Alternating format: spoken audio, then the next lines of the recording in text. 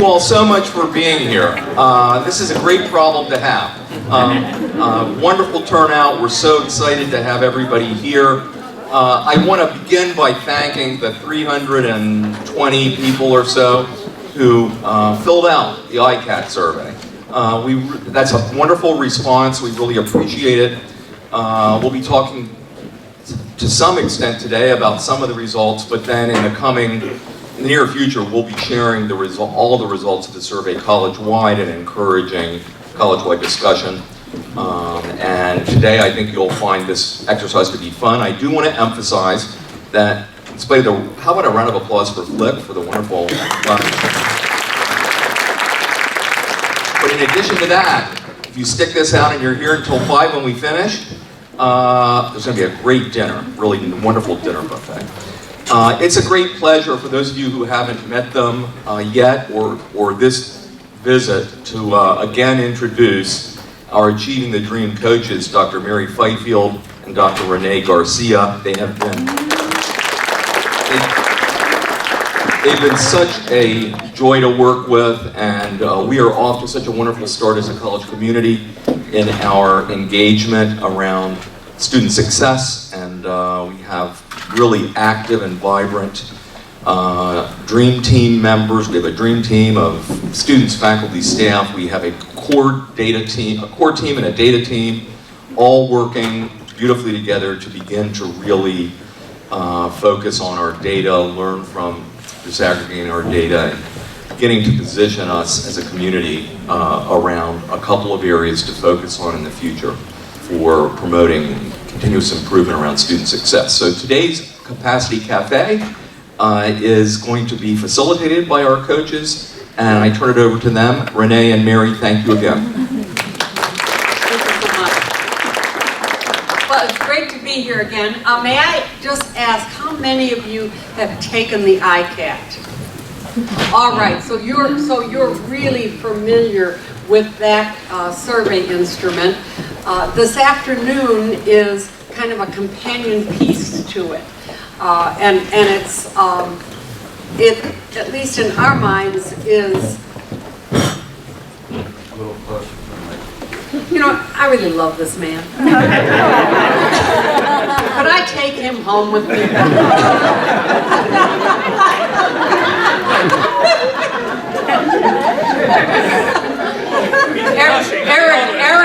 Eric is blushing. Have you ever seen Eric blushing? Okay, I'm getting back on track. Thank you so much. It's great to be here. This afternoon is a companion piece to the online survey you took. And the reason it's a companion piece is because it asks your opinion about each of those 7 capacities that you worked with in the online survey, but it does something a little bit more. What it does is it asks you to consider what you believe Hudson's strengths are related to the capacity, what the challenges are, and it asks you to use your creativity to propose an action plan. And that's important. That's important because it's one thing to talk about what's good, it's another thing to talk about the challenges, it's a third thing to talk about solutions. What is it that we as a group collectively can do? The other reason it's important is because from all the groups that Renee and I have worked with, what we've learned is that, or at least what folks have told us, is that this is an opportunity to talk about issues that affect the college with colleagues that perhaps you don't typically talk to, or you don't talk to about stuff like this. And so a lot of folks have told us this is really a valuable experience for that reason as well. I'm going to turn this over to Renee in just a second, who's going to kind of give us the ground rules and get us kicked off. But I will first say to you that you're each seated at a table that does have a table tent with one of the capacities listed.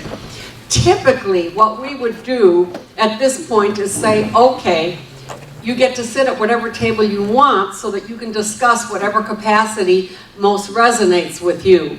I think for the sake of efficiency, we're going to ask you to indulge us and stay where you are for this first round and discuss the capacity at the table where you're seated.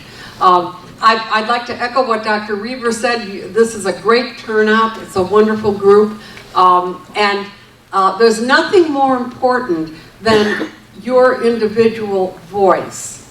Lots of times we go to colleges where, frankly, there isn't the receptivity or the welcoming or the embrace of listening to what everyone thinks. And frequently there are pronouncements made rather than opinions elicited. And so we view this as a really valuable time, and we know that really good things are going to come out of it. What will happen here will contribute to an action plan that you will submit at the end of this year that will identify a maximum of 3, but hopefully 2, big picture priorities to help promote student persistence and completion.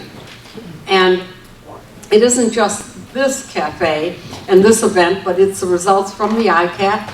It's many other things you're doing, including the Equity Climate Survey results, including portions of your strategic plan, reactions from your accreditation visit. All of these hopefully will come together in one cohesive picture. And the ideal is that no one in this room leaves without believing that they didn't have a voice, because that's what's really important. Nobody wants to be part of an organization and feel they're not listened to or they're invisible, and that certainly is not the case here. So, I'm not going to continue talking. I'm going to turn this over to Renee, because if I continue talking, Eric is going to call me over again. So let me give this to Renee, and you're on. Well, I'm going to be your host for this part of our meeting, and let me give you some of the ground rules. We want you to be candid but respectful in expressing your opinion. We want you to be as specific as possible. That is especially the case when you're dealing with the last of the guiding questions, which you should have on your table. There are 3 guiding questions. First one is, what are strengths? Second is, what are challenges? And the third is, what are you going to do about your challenges? So we want you to be as specific as possible for that third question, and listen to others. The structure is going to be as follows. We're going to have kind of like 3 rounds. At the end of each round, you're going to get up from your table and go to another capacity, with one exception. Every table will have a facilitator whose job it is to ensure the table stays on task and to manage the time. Because we're probably going to go around 20 minutes per round. At the conclusion of the 3rd round, we'll have a little bit of a report out from each table.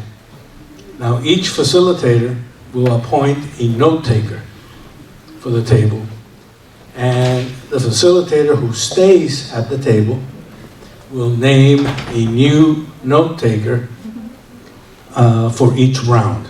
So remember, facilitators stay, everybody else goes with a new note taker. If you're selected to be a note taker, remember somebody's going to have to read your handwriting. So write accordingly. Okay? How about some questions? Now, Mary tells me that if you're well behaved, she will give you a break between round 2 and round 3. If you don't get a break, you know what that means. You have disappointed Mary. And we do not want to disappoint Mary. You haven't seen Mary disappointed. Before we get going, if you have any questions, now would be the time. All right. Now, each table needs a facilitator. Does anybody want to volunteer? And if the answer is no, we'll be happy to appoint. So we have Joe here. Let me go in order to make sure that every table has one. How about that table? Who's volunteering? Or who am I selecting? Excellent. How about the table after that? Great. You guys are next. Who's your facilitator? Yeah, you guys are next. Jones, is your table. We gotta Make a decision. Okay, sorry. How about the table right behind you? I need a facilitator. Raise your hand. Raise your hand. Okay. Facilitator here. Facilitator there. You guys, facilitators. The table after that. Facilitator. The very last. Excellent. Facilitator here. Who's the facilitator? Who's the facilitator? Mr. President. Full rank. Who's the facilitator? Who's the facilitator here? Yes, we have one over here. Who is it? Raise your hand. More enthusiasm, please. How about that table?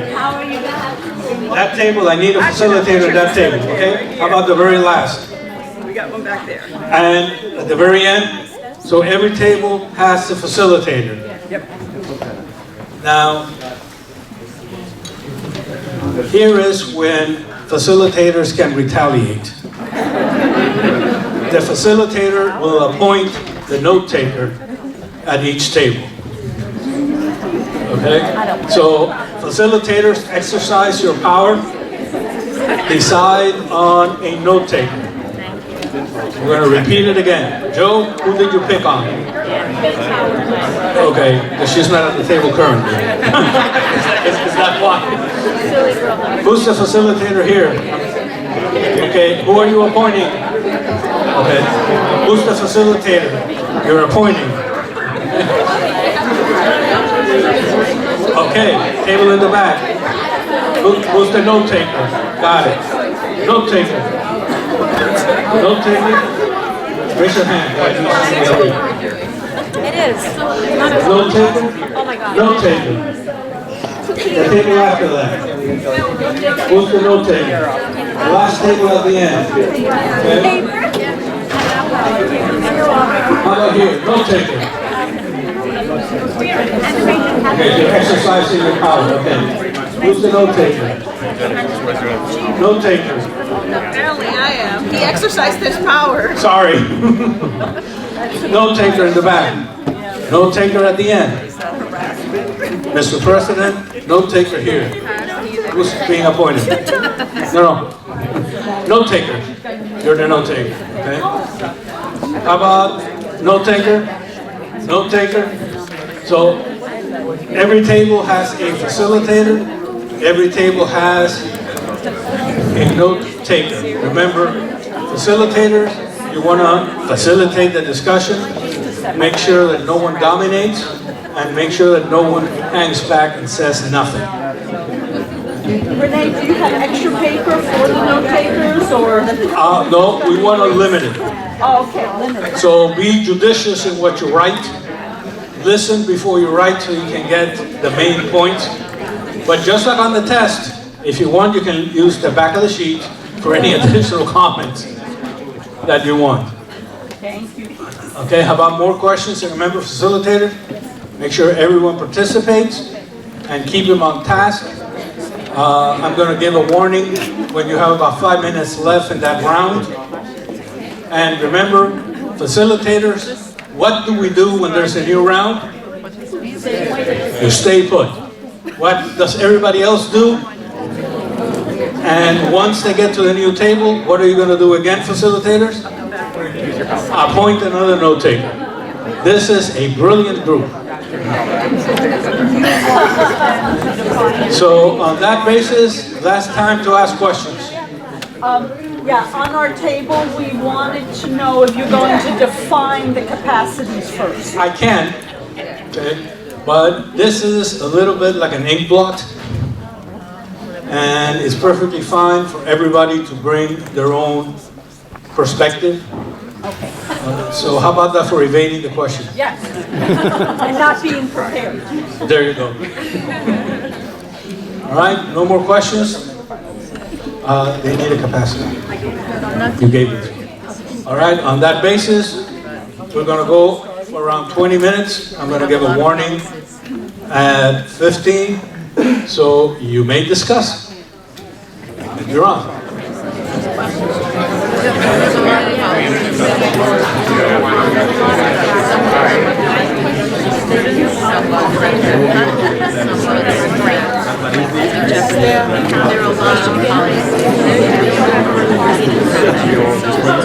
Okay, so where do we stay? Great, they said it's okay. What do we have that? Bill. Next one is diversity.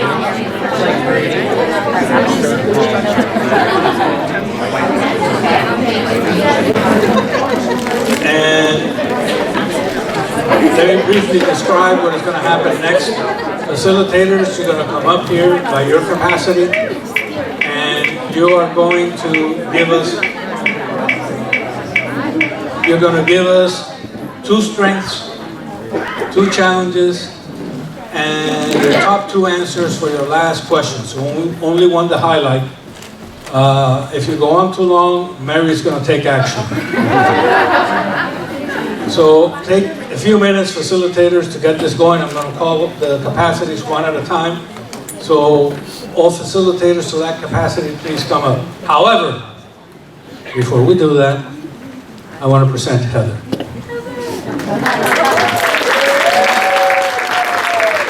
Hi everyone. Did you have a good afternoon? Yeah. I heard a lot of good conversation as I wandered around. We know time is really tight.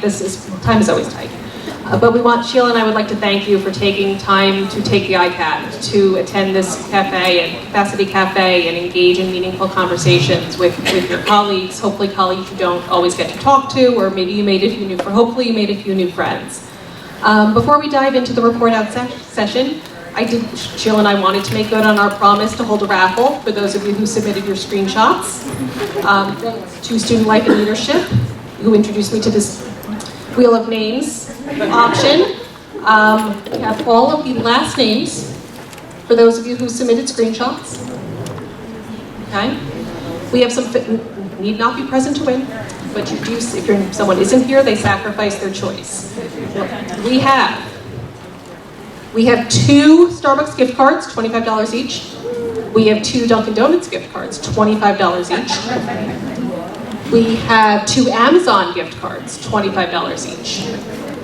And then we have 2 tickets to the Christmas Spectacular at Radio City Music Hall, where we begin in December. Thank you, Student Life and Leadership. We have 2 tickets to the Hip Hop Nutcracker at NJ PAC, courtesy of Student Life and Leadership. And courtesy of Alexa Riano and Nicola Chevroletti, we have table and subscription dining, 1 lunch for 4 in the spring 2020 semester. Yes, Veronica. Spectacular and Hip Hop Nutcracker. If you don't win, the tickets are on sale. Slash tickets. So if you're not, So I feel like this is how it's going to proceed. We'll pick names from those of you who submitted your screenshots to ICAT at hccc.edu. If you are selected, you can come up and choose from any of our fabulous prizes. When we get down to the last one, I'm going to put everyone's last name who registered through Eventbrite today, and we'll draw the last prize from that pool, okay? Here we go. Veronica, all I do is hit enter, right? yes, we'll put the sound on. I like the sound. Billy, we need sound.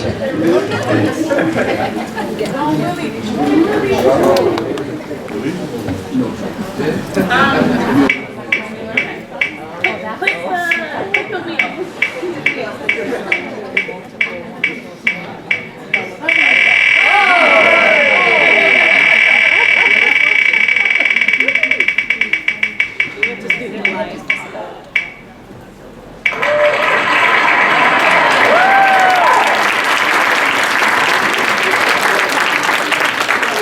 Last name, Mohammed. Who would that be? Might be more than one. I can look back on the Excel spreadsheet. Qualified.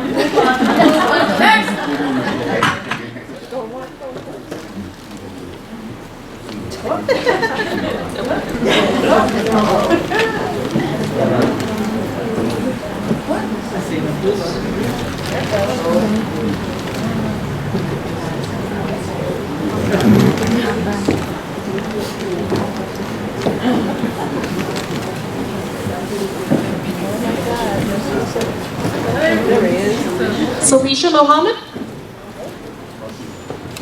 Okay, we will hold something for her, the second to last.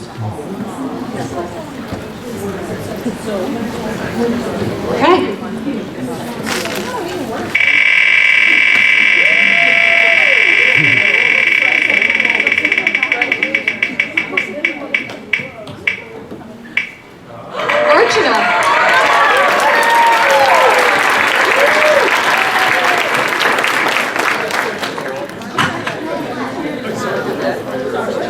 Archana.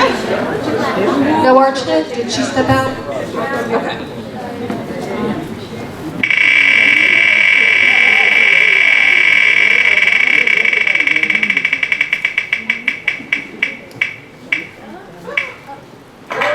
Jen Christopher.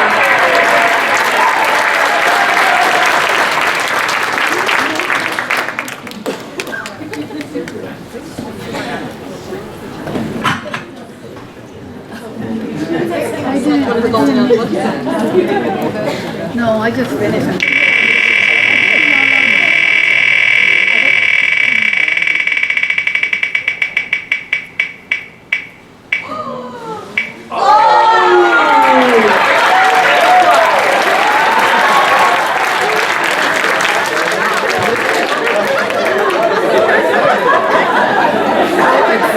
I never win.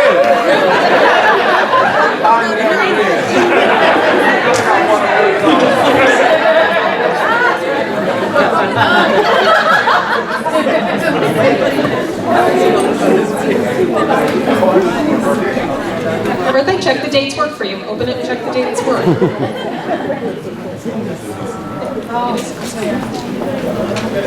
He has selected the Radio City Music Spectacular. Do the dates work? Yes.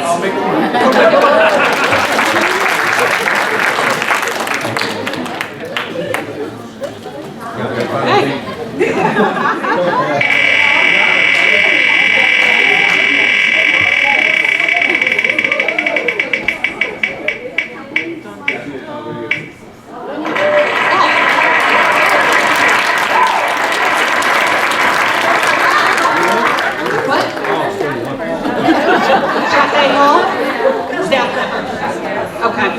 We will get a gift to her, a prize to her then.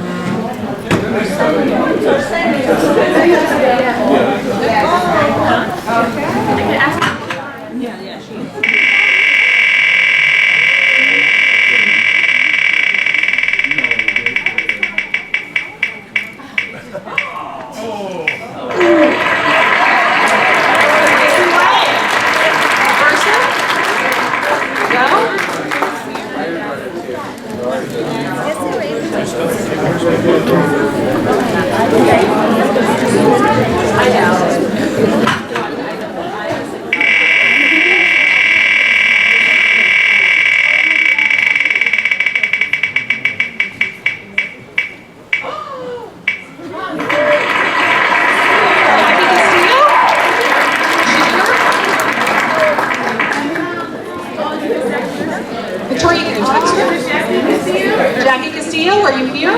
No, she's working. Somebody have to stay in the office. Yes.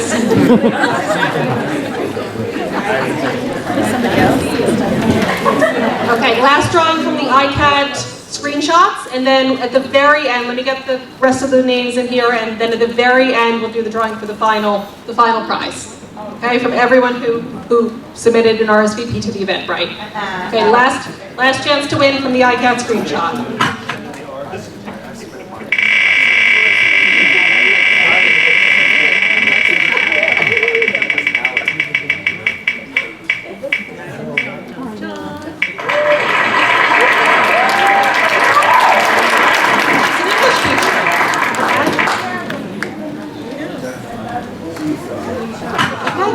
So again, we'll return to this at the very end for one more drawing. Thank you, everyone. All right, ladies and gentlemen, back to work. So again, this is how it's going to go. The facilitator for each of the capacities will come up. Each will give us their top two for each of the three questions. Anybody goes beyond two, Mary will come after you. All right, so we're going to begin with leadership and vision. So everybody who is leadership and vision, come on up. It has to be somebody. It probably has to be more than one somebody.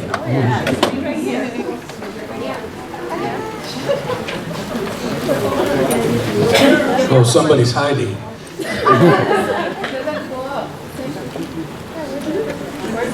Where's the other? There should be at least one more. They're getting ready for the spotlight. Oh, okay. Just getting ready for the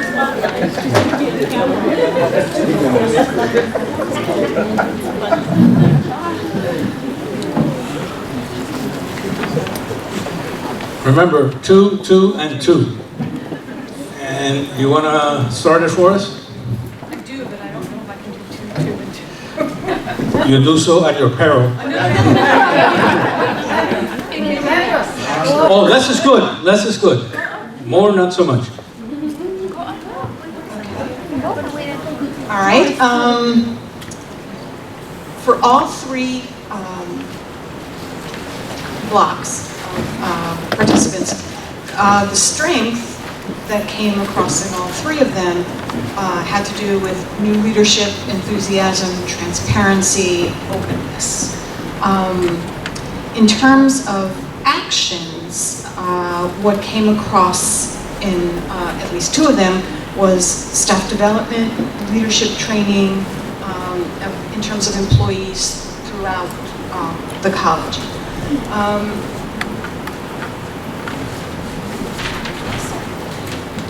The reason I can't do 3 or 2, 2, and 2 is that the one of the groups had a really interesting perspective when they, or let's say it's interesting and it was slightly different.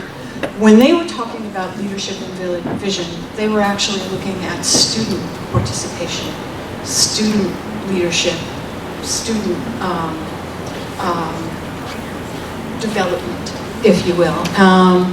And again, they also mentioned new administration, transparency, but they were also seeing strengths such as the emphasis on guided pathways and the movement of students to recognize their goals and to become more empowered. That was one of the, so that was both a strength, but it was also something that they felt that we needed to be working on to make students become even more empowered as leaders. And lastly, in terms of actions, they were also looking at working with students in a more personalized approach.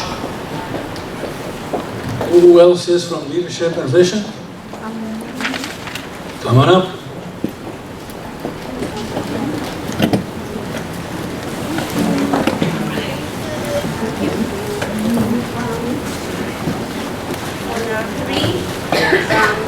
Leadership program was one of the most strongest student success in the center of their vision.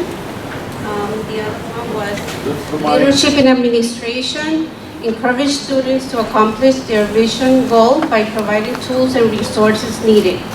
In terms of areas to improve, it needs more facilities to improve the students' ability to be successful. And some of the actions was to build strength, would be more encouragement and communication, have staff participate in committees to empower them, encourage them to contribute to the college vision. I think that deserves a hand. Do we have a third leadership and vision? Ma'am, before you go, Heather, you wanted to collect the sheets.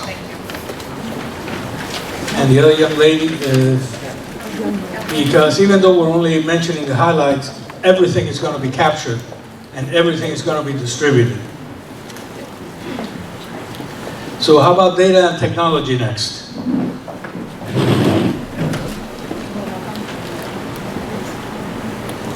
2, 2, and 2. That's Mary's line. Okay. We'll try our best here. So I've got to point out first that the table is full of librarians and IT people. They were not the ones that brought this up, but universally the responsiveness of staff in IT in the library was brought up as a strength. Ken really smiled proudly when it was brought up, but I wanted to say that was a strength. Another strength is the availability of technology and data across the campus. Everybody said there are a lot of tools that we can use, and they are available. Now, here's what we need to improve. No, we don't, it's an area of improvement, right? Professional development opportunities to use the technology, the available data, and integration of the different systems. And for an action, I'm just going to pull out one action that was kind of representative. It wasn't across the board, but representative of bringing all of these things together. And that's a more efficient ID check-in system. So when you're standing online here, you had your ID, you could check in, and guess what? Then we could go back later, find out who was there at that event. We've got data.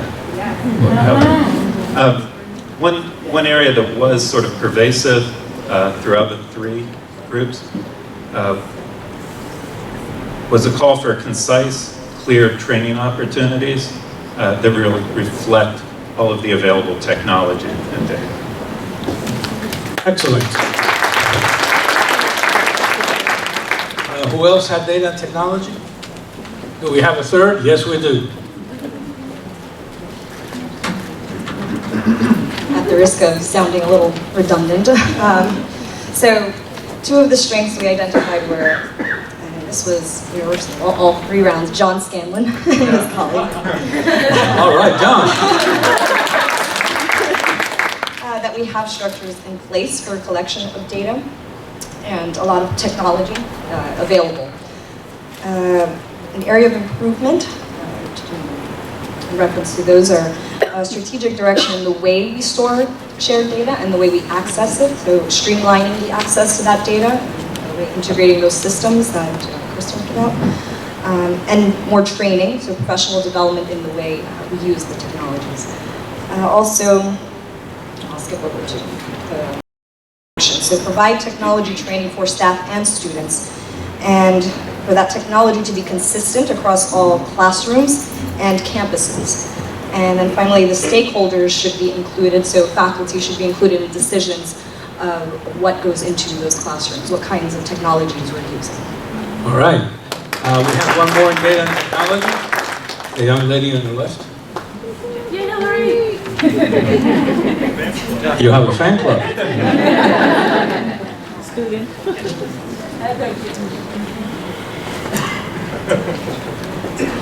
Okay, so for data and technology, I feel like it's been a little bit repetitive with what the other 2 representatives said. But for our strengths, we said that we wanted to be a data-driven college. Another one was that we want to use the data that we collect to make decisions. So, for example, the survey, when there's being sent out to students, we want that to be taken into consideration with what the college decides to do to make this better for them. For improvement, to update maintenance for different softwares that are being used.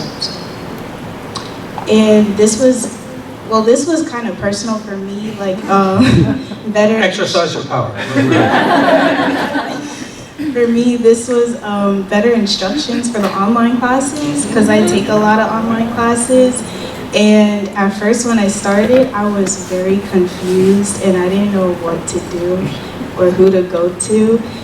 And even for tutoring, that didn't help either with the smart thinking, so that too. And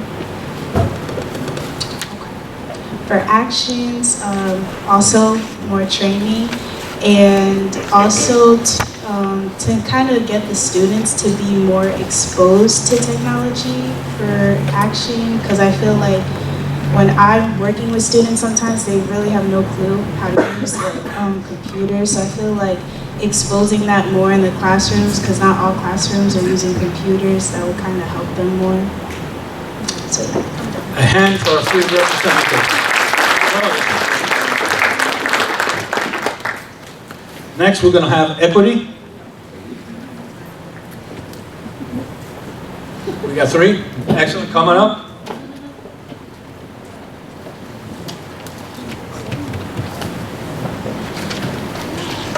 You're here first. Kind of nervous now. Well, there's only 100 people here, so don't let that bother you. All the important people are here. All right, there are 2 strengths for equity that those are, we now have a committee that is for equity, diversity, and inclusion in the President's Council. The other strength is we have national recognition for diversity. In the 2018 survey, we found out that Jersey City was the most diverse city in the United States, and which I guess also represents this college. So this is one of the strengths that we have for equity. The further areas of improvement we can continue to improve on accessibility for disabled students. This came up in all the 3 groups that we had for equity. And yeah, the next one is kind of personal to me, which is they don't hire foreign citizens. So I'm not a U.S. citizen, so yep, kind of personal. The third action is 2 actions we could take to build up the strength. So one of the actions is to build salary compensation via consultants. This came up in all the 3 groups again. Everybody thinks, a lot of people here think that they're being underpaid. The other action that could be taken is technology needed in order for student success. So that's, thank you. Excellent. Next. All right, so across all 3, there's one common thread, and that was accessibility services.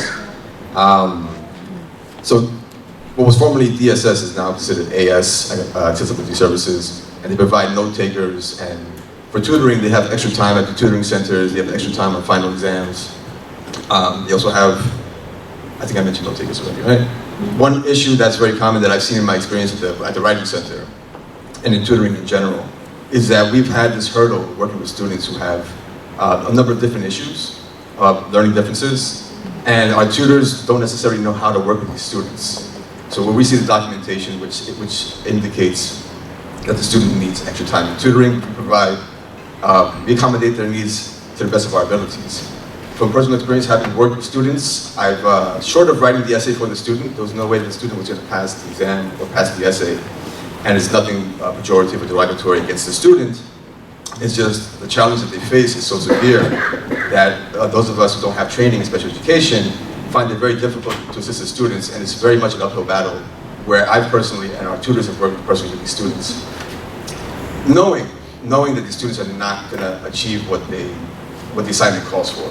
So it's very disheartening, and I think one action plan that would be very effective is to bring in somebody, a specialist, who can come and provide regular training to not just faculty and tutors, but just across the board in the college community, so we can understand how to address these issues in a holistic way, to work with these students emotionally, to work with them academically. Another point that we discussed that I think is very important too, one person in my group mentioned, in her CSS class she had a student who could not meet the needs of a particular assignment. And because of this, it was a midterm exam. the student did not pass the class or will not pass the class, even though they complied with the other tasks that the class called for. So she mentions that other institutions implement is providing an assignment that is the equivalent of a midterm or of a high-stakes exam, so that the student is incapable of performing, the requirements for that particular task. They can be given an alternate task, which is not to, in any way, it's not a free pass, but instead it's an alternate task which meets the equivalent of the task that they can comply with.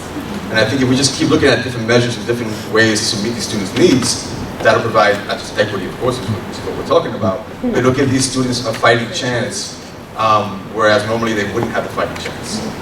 And I've seen it where students have come in semester after semester, have failed the same course again and again and again, typically, or commonly I should say, in academic foundations level, and they failed the course and inevitably are put in suspension and then probation, probation and suspension, and then ultimately dismissed from the college. And I've seen it happen a number of times in my years here. So I think we find ways to really address this very important issue, working collaboratively and bringing in specialists who can train our tutors, train the faculty, and how to meet these students' needs. It would help a lot. It would help a lot to know what we're up against and how we can find the best practices to meet the students' needs. And I think this is a common thread across all three rounds. And for me personally, it's something that I find very important. I'm sure you as well. So that's hopefully something we can all work together collaboratively and find a way for these students to make headway.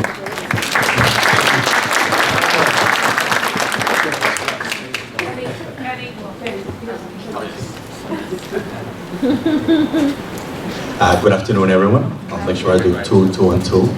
I want to thank the groups that work with us, and similar to what was already said, a lot of the themes and a lot of discussions, they were very, very similar. So one of the strengths that we identify, I've been at the college for 13 years, and I've seen how the awareness and education and inclusion and transparency has increased over the last couple of years. So we looked at that as an area of strength, but yet an area that we could still do a lot more with it. Another area that we identified that deals specifically with equity is that now in a lot of the decisions that we're making, whether we're hiring a VP or recommending a policy, we're getting students' involvement. They're involved in the groups, they're providing their input and whatnot. So again, a great area of strength and something that we feel that we should continue to do. Areas of improvements. We talked about developmental education. Keeping in mind our geographic location, we know that there's a need for that. We know that we are port of entry. We're always going to have a need for ESL services, but we felt that we always need continuous review and assessment of it, make sure that our program are up to date. And improvements, we talked about weekends and evening students. Very often, we've done a lot, I feel, over recently. Like IT, we have IT support during evenings and weekends.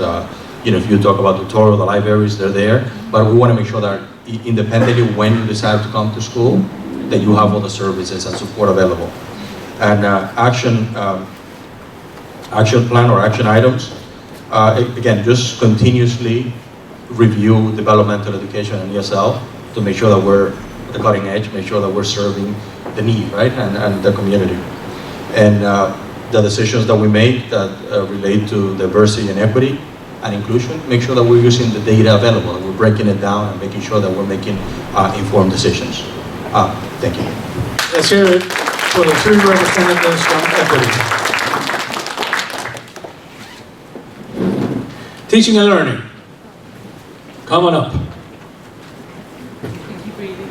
We need one more, at least. Can we have the facilitators introduce themselves? Hi. I'm Chris Gonson. I'm the executive director of the Sea Caucus Center. And I'm sticking to the 222 model here. Thank you, you're the only one. So we've got teaching and learning, so we'll have one for teaching, one for learning under each. So under the strengths for teaching, it's student-centered teaching, a willingness to adapt and meet students where they're at. Under learning, students who are excelling and inspiring other students to believe they can also succeed. Under improvements for teaching, professional development opportunities for both full-time faculty and adjuncts especially in areas around advances in pedagogy and in learning, bridging gaps for students based on their specific needs in order to be successful in a collegiate environment. Actions, teaching, utilizing the Center for Teaching and Learning to provide faculty with multiple methods of expanding their tools and skills around high-impact practices. In learning, targeted, long-term, and in-depth pre-enrollment opportunities for students who need help in bridging gaps. Fantastic. How about our next representative? Hello, Kathy Smith-Wenning, Director of Health-Related Programs, and I'll do the two and two. Wonderful, we love you. We hope. Okay, so number one, there was a total agreement on all three groups that we have a culturally diverse faculty, students, and staff. We can boast that, and that should dictate some of our choices as we move through these other areas. And then number two, we do have a wide variety of programs, but as with anything else, we can either grow from this or address what might need to be added. So areas to improve, we've got technology, and everyone needs to be updated on technology and the best way to use it, whether it's students, faculty, and staff. And one thing that came up a couple of times was students know how to use cell phones and tablets, but they don't necessarily know how to use a laptop or a computer that well, believe it or not. Another thing, now remember we had that wide variety of programs. We do need to pay attention with transfer credits. Yes, there is full faith in the associate degree, but in my area, time and time again, Rutgers University and other schools cherry pick those courses. For instance, just so you understand what goes on, oftentimes we have these great programs, and at a 200 level, we're offering awesome opportunities for our students, yet they get to these other schools, they say, well, we offer that class, but it's a 300 level course, so therefore you need to take it over again. So come up to my office and I will give you these examples time and time again. So you just need to be aware of that things are not always as they seem. Okay, and then actions that we can take. We should always be aware of even though we've got this great array of programs, we need to be aware of other potential programs that can help grow our students, and they're available to our students. For instance, Victoria and I have talked in the past about paralegal. Who knew that we used to have a paralegal program, and time again that comes up in conversation, and she does get phone calls from potential employers. So that's one out there. And then in terms of our diverse student, faculty, and staff, one way, and I know upper management is working on this, is study abroad. I did study abroad for years in Mexico, and there are ways to have study abroad programs for our students. I've also done study abroad without going abroad, so those are some of the other opportunities. And one last but not least, shameless plug for something that my table all agreed that was very important, was service learning. And maybe some courses that have that caption as service learning, so that's it. A hand for teaching and learning. Next, we're going to do engagement and communication. So come on up.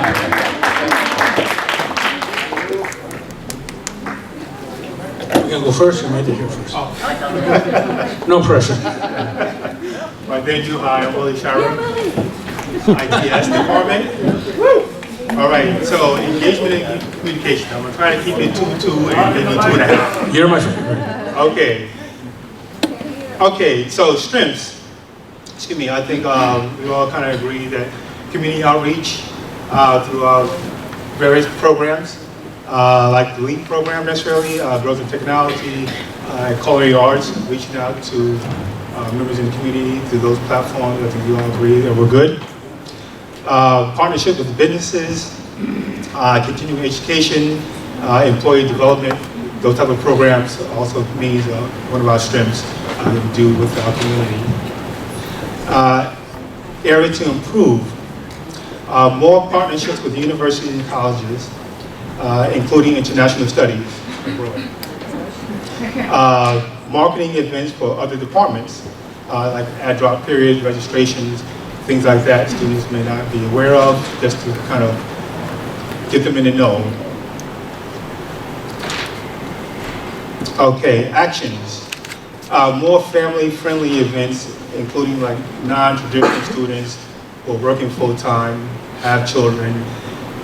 Sometimes they may not want to, in their spare time, participate necessarily, but try to engage these students as well. Sharing best practices between departments. Go EOF.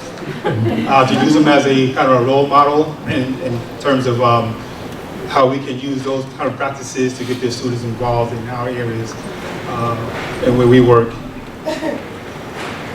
And also communicating with North Hudson campus more effectively and better. And lastly, engaging the students with events like this for students, that they themselves can suggest ideas and way to engage the staff and the college as a whole.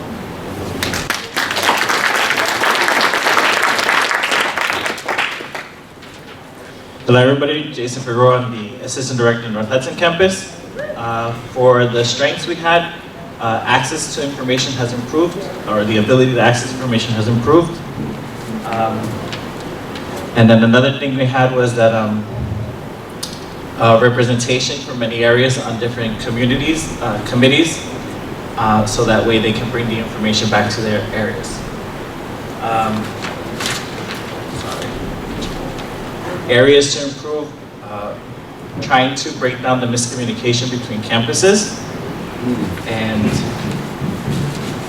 another one was the ability to engage students and getting them to participate in events. And then for actions, sorry.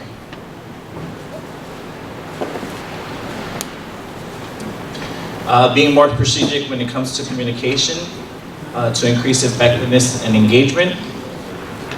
And another idea for events, bundling food and giveaways to promote and survey students on how they felt with the event.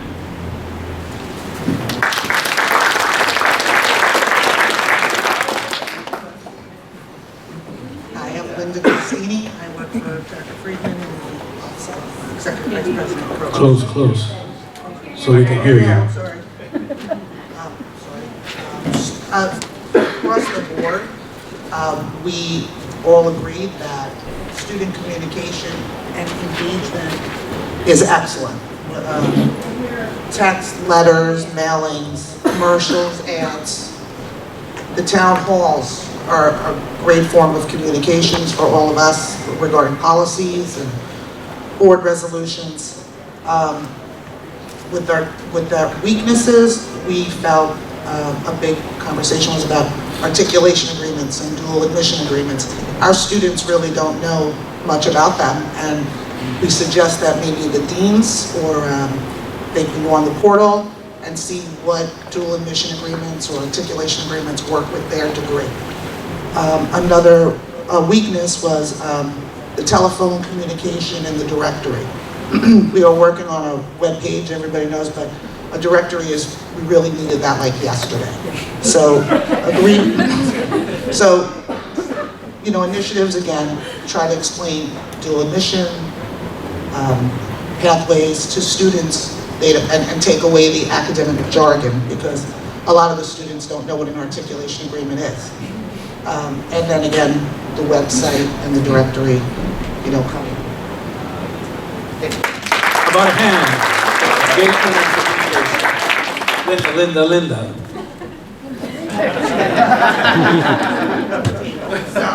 We lied. How about strategy and planning?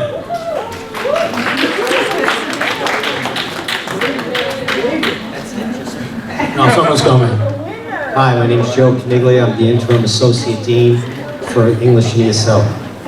So some of the strengths we discussed regarding strategic planning are there are good convening areas for conversations regarding important issues that go on in the college regarding strategic planning, such as the PEC committee, the President's Executive Committee, Dean's Council, and the all-college community, where everyone has a say and everyone can voice his or her opinion.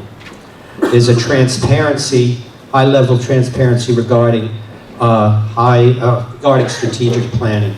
Areas to improve There needs to be, we felt, an integration of assessment activities in all areas, and assessment needs to be integrated into our daily work. And we also discussed ways to improve our developmental and ESL programs regarding assessment of students. Actions, integrated planning in all areas for continuous improvement, using data better to inform decisions regarding strategic planning. Thank you.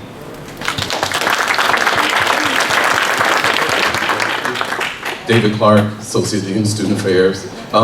In terms of 2, and 2 for strength. Thank you again. We said that the rich diversity of the faculty, staff, and students help lends to fulfilling the strategic plan, that we actually have a strategic plan that we actually follow, and we're in the process of doing a new strategic plan. In terms of fiscal responsibility, currently we have, the enrollment is down, however, we didn't have massive layoffs. We're able to breathe a little bit, so capitalizing more on that. Areas of improvement, certainly the accessibility came up time and time again in terms of when we're planning, making sure that we're planning ahead, we're being proactive and not reactive. There was mention of the budget process sometimes being vague, so simplifying that process a little bit more. Lastly, in terms of actions, creating revenue streams that will sustain Hudson through the storm and catastrophe, possibly.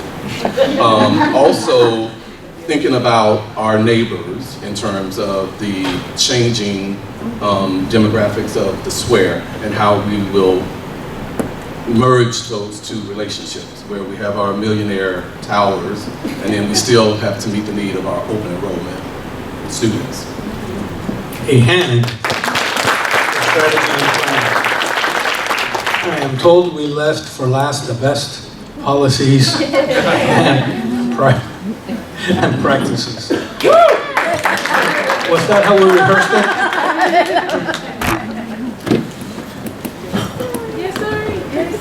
Hi guys, my name is Suri Dalga, I'm a peer leader here. So 2 of the strengths that we said was we have self-awareness that we do need to improve on policies and practices, and although we're not we don't know all of the policies from different departments, we're still self-aware that we need to change and to accommodate to the students, to accommodate to the employers. Another strength is our increase in appreciation of transparency between departments and students and the community. Areas to improve, so more communication with other departments, again, like the policies that we might not know from different departments. So if a student comes up to us and asks us a question, we may say one thing, but the policy is out of date and there's something else going on. Let me see. And so one action that we can do is to locate, combine the policies, as HR is doing right now, combine policies from different departments and locate them both on at both the website, the hccc.edu, and the My Hudson portal. And another area to improve is to have more written procedures. So there's unwritten practices that we do, and because of unwritten practices and procedures, we may stray off, make exceptions that are not fair to give, not fair to not give to other students, or not fair to give. Sorry guys, sorry. What I meant is doing exceptions for some people and not for others. And so written procedures, just jot them down and have them formally located at the website again and in my Hudson portal. And for written procedures and more communications, the action that we chose was students should continue to be encouraged to use their voice, since we do have policies that do sorry guys, so it does positively affect employers, but it doesn't it's not positive for the students. So like have them continue to say like what they believe that we need to improve on. And yeah, thank you.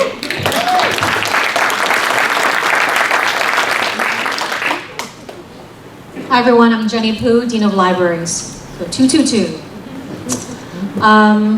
The two top strengths that our three groups echoed was we are fortunate that we have a diverse decision-making body of individuals, so a diverse pool of brains at the college, creating these policies and practices.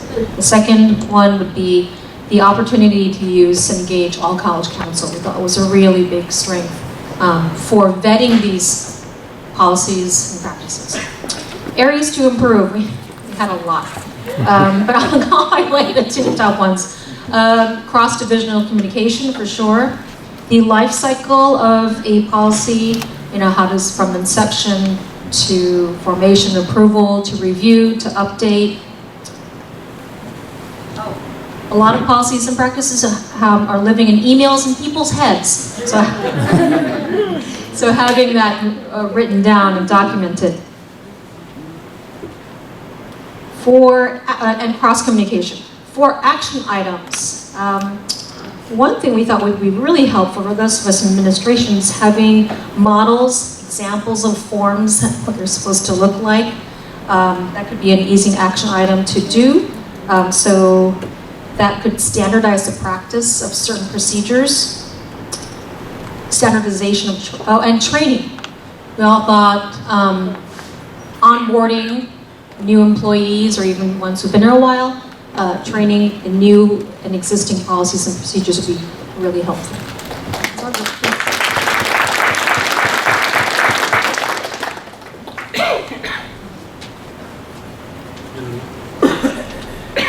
Hello. For strength, we got, Aisha Edwards, Continuing Education Workforce Development. For strength, we've got teamwork and flexibility.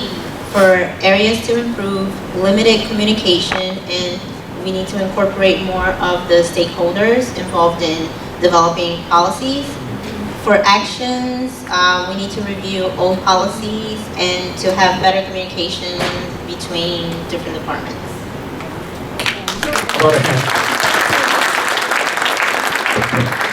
Before I bring the president out to close us out, I do want to thank you on behalf of Mary and myself for your enthusiasm and your ability to hang in there and do, I think, great work.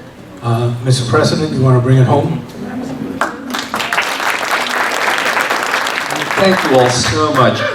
I have to tell you that this afternoon was, for me, truly inspiring. The combination of our all-college council meeting, where we had a packed room of people working together on governance recommendations that really are substantive and are going to lead to just improvement in areas of priority, and then coming here to this and watching the engagement and the commitment and passion and sort of electricity of everyone here, and the fact that we even have students here having this rich dialogue.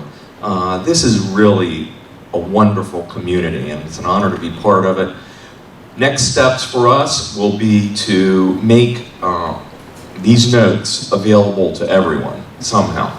We're going to share these notes with everyone, and then in the weeks and months ahead, we're going to be wanting to engage everyone in the college community around looking at this feedback and looking for themes and beginning to distill areas of focus and priority informed by the great work John Scanlon and others are doing to really build a build a database and also disaggregate data.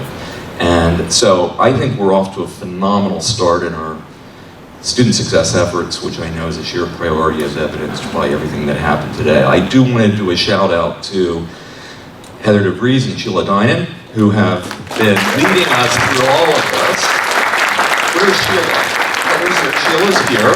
And would all members of our dream team just stand and let us recognize you, those who are here. Fantastic. Fantastic. And do we have great coaches or what?